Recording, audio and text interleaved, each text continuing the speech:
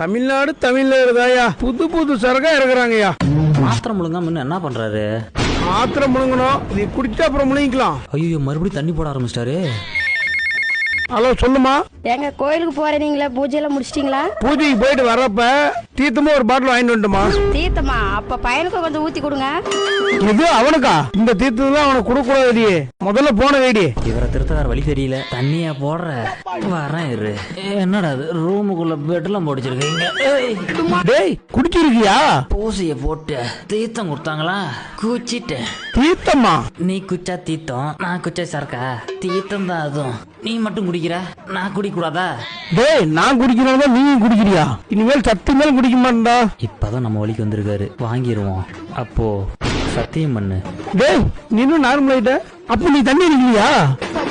ஒரு 30 செகண்ட் நான் தண்ணி அடிச்ச மாதிரி நடிச்சதுக்கே அவ்வளவு ஃபீல் பண்றீங்களே.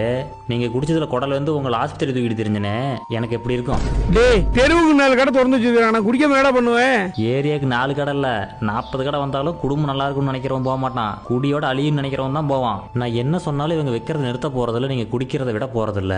சின்ன சின்ன பசங்களாம் நீங்க குடிக்கிறத பார்த்துட்டு குடிக்கிறாங்கய்யா. சின்ன பசங்களா? அது எப்படி உங்களுக்கு தெரியும்? நீங்க தான் குடிச்ச மூஞ்சி லாயனாக்கிறது தெரியாம படுத்து கிடக்குறீங்களா? டேய், வேலை செஞ்சா உடம்புல வலிக்குதுல, அதுக்கு சரக்கு அடிச்சாதான் தூக்கம் வரும். லேடிஸ் தான் தினமும் உடம்புக்கு வேலை செய்யறாங்க, அவங்க தண்ணி போட்டு ஆகுறாங்க. தண்ணி போட காரணம் தேடுறதே வேலையா போச்சு. என்ன நம்ம பையனா இவ்வளவு தெளிவா